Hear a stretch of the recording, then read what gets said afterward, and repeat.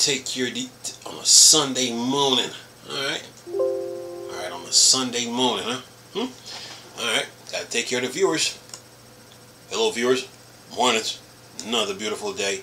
Yep, hope your five senses work, health and strength is good, or excellent, but on a Sunday morning. Alright, now, on a Sunday morning, what I got for you guys? Oh, we're talking about the Linux 6.11 kernel. It's due out in September, but listen to this. Linux, what's up Phoronix? Says this Linux 6.11 kernel delivers a lot for new/upcoming Intel and AMD hardware. Says with all of the exciting hardware launches this summer, I am a bit behind on writing my summary of the Linux 6.11 kernel. Features for that next kernel version due out in mid-September. But here it is with a coincide look at all of the great Linux 6.11 features. Linux 6.11, as often is the case, each kernel cycle brings a lot of new improvements for recent/upcoming Intel and AMD platform. There are big steps forward for AMD confidential computing, initial RDNA 4 graphics support, new AMD P-State driver features, and much more on the AMD side. On the Intel side, there is an ongoing work around XE2 graphics for Lunar Lake and Battle Mag, but not yet stable. Intel also has initial Panther Lake audio support, more NPU driver enhancements, and a range of other kernel additions to benefit their platform. Linux 6.11 also establishes a Rust minimum version moving forward for the Rust infrastructure, various new security improvements, several performance optimization, and a lot of other new hardware support. Hardware supported. It says here's a look at what to expect from the Linux 6.11 kernel that will be debuting as stable around mid-September. Graphics.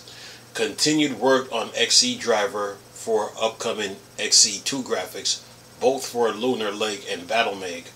There is initial Battle Mag PCI, IDS adds, and other bits for Linux 6.11.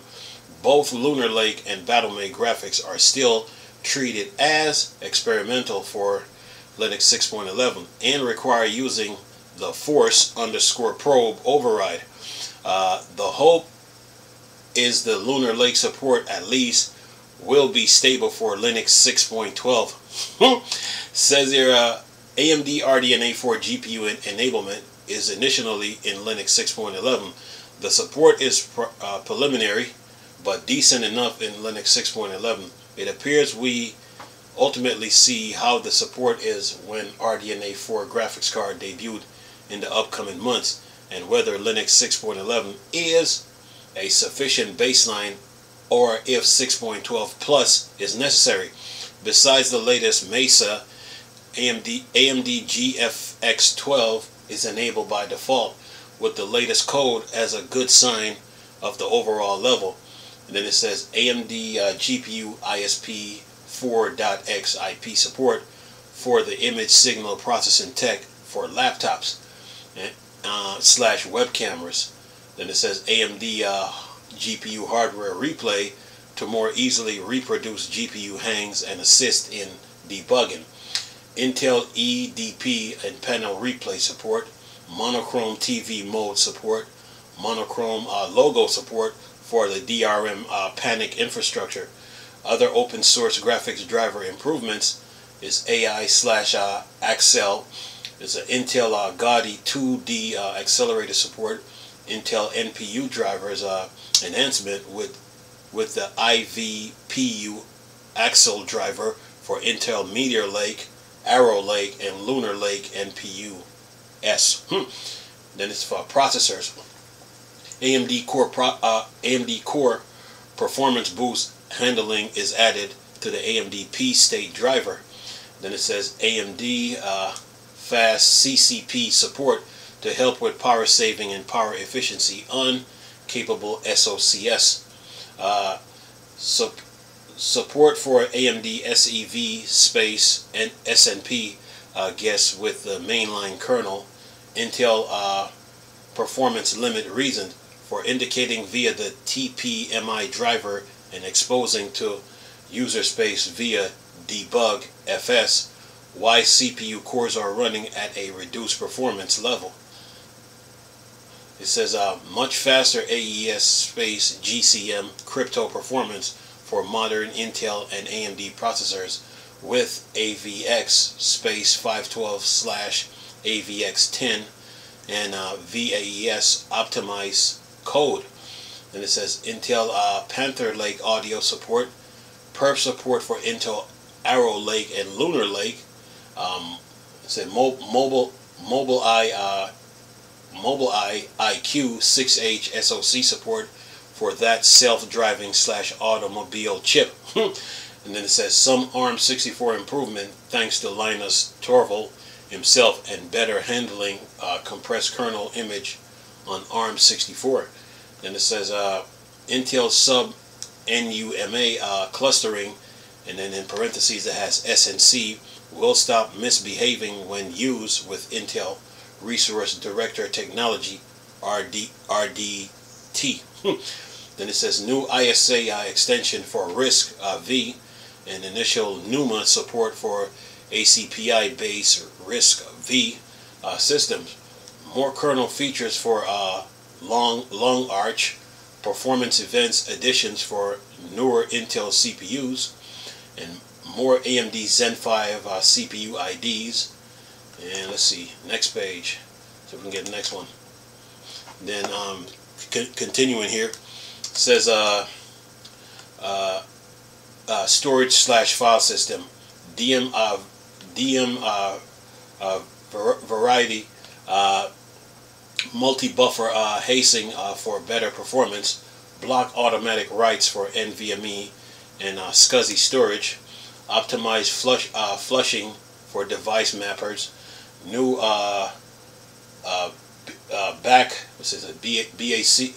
backchef features like disk accounting, rewrite and self healing on read IO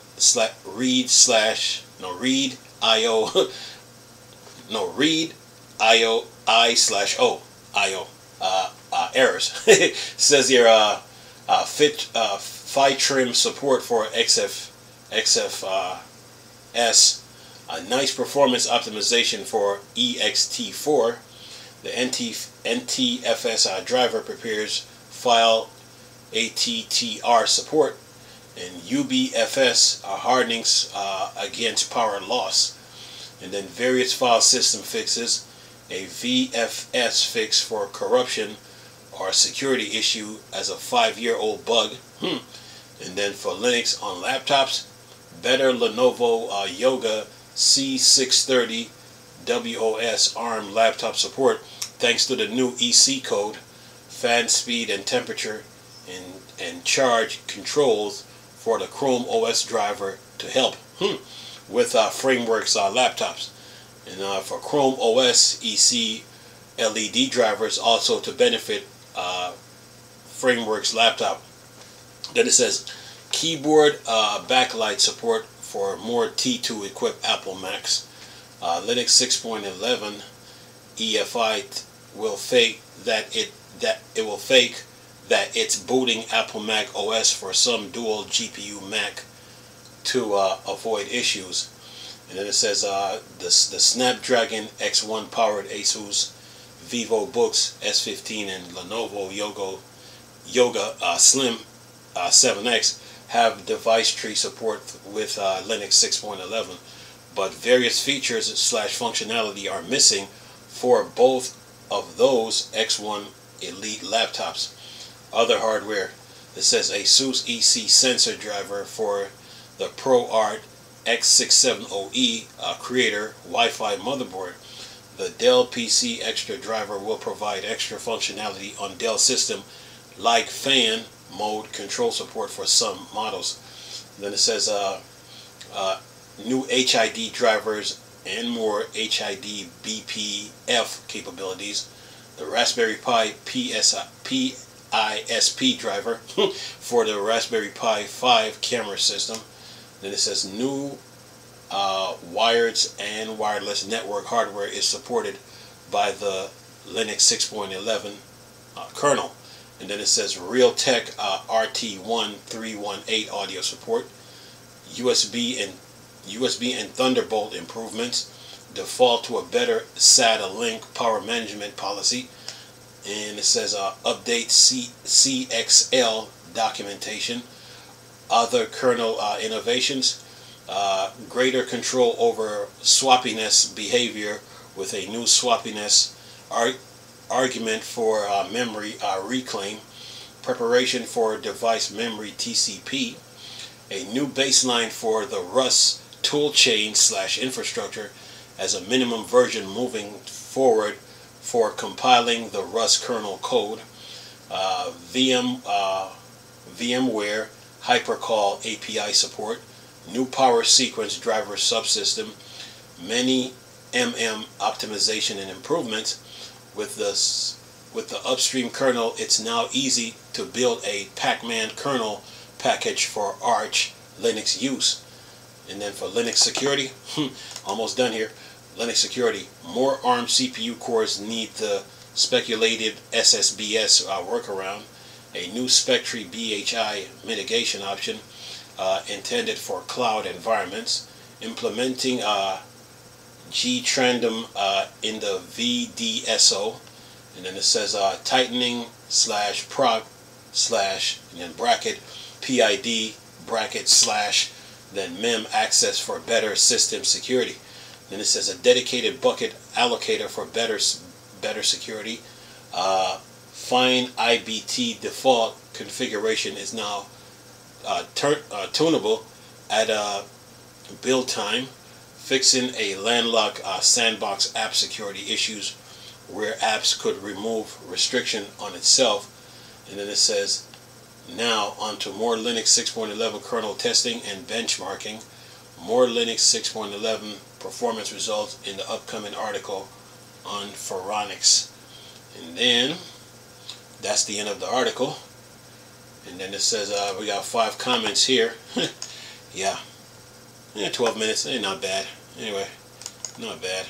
But it does. What this shows you is that these developers, man, programmers and all, man, they're working. Yeah, updates are always coming. So okay, Phoronix say, okay, let's see what they got in the comments. Alex said this. Alex said this. Also great on 6.11 is that about everything, and then it says, then he said in parentheses, except the IMG GPUs, of course, of the Vision 5.2 hardware now runs out of the box. That is the cheapest and most accessible. Then he says in parentheses, as you can just order it on Amazon, and then RISC-V hardware on the market right now, and it's now just boot on pure mainline with nearly all HW enabled out of the box. And then Skeevy said this, hopefully this mean a Q4 2024 release for RDNA 4 GPUs.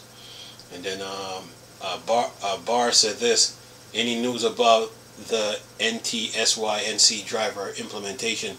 Actually, it was planned for 6.10 but was postponed to 6.11. A fail. A failed. He said. Then this is Irwin said this. According to MLID YouTube, the 8800 XT largest die will be launched in Q4, but no word on the 8700 XT. And who else is this? And then Skeevy said this. He said, I saw that the 8800 XT ought to have one of a price / performance ratio. If the rumors around its performance and $499-$599 price are true related to AMD graphics, I just hope we, meaning PC users in general, get some sort of AI-based upscaling. Given the option, I almost always would rather play at 1440p medium or high settings instead of 720 and 1080 with ultra settings upscale to 1440p. I don't care if the upscaler is NIS or FSR or XCSS. They all have their flaws and limitation that comes more and more apparent as you upscale beyond 1080p on a larger screen, and especially when you're sitting at a monitor and not a TV that's across the room.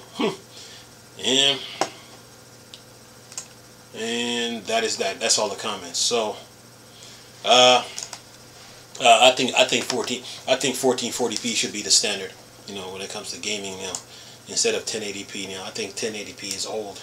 You know, the developers need to move on from 1080p and go up to and concentrate more on 1440p, you know, and higher, you know. But that's just me. But other than that, man, you Linux fans, you're good. The Linux kernel is due out in mid-September, so whenever news break on that, I will let you know. There's a lot of work being done on the Linux 6.11 kernel. So when the release comes out, I'll give it a go. So I'll keep you guys up to date. But the Linux developers, they're working. You know, whether they're working on the desktop, laptop operating systems and all, but they're also working on the Steam Deck too. So the Steam Deck will benefit from this too. So make no mistake about that. And other than that, man, the tech industry moves on, and you know, developers are humans too. You know, like what was this? What did he say in the very first He said in the very first line, if I can get, let me see if I can get this. He said something in the very first line. He said, with all of the exciting hardware launches this summer, I'm a bit behind on writing my summary of Linux 6.11 kernel. Well, that means he probably had things that came up, you know, so, or he probably needed a little break to like regroup and gather himself together before he gets back to it. So yeah, but at least he wrote the article to let you know what was coming in 6.11 kernel. So yeah, this article covers a lot, and the developers, they're working. Yeah, and Linux community keeps moving. Yeah, and of course, you know, AMD, NVIDIA, Intel, and ARM's now trying to get into the GPU race. So yeah, all these developers, man, they're working. You know, they have lives too. You know, they're humans just like me.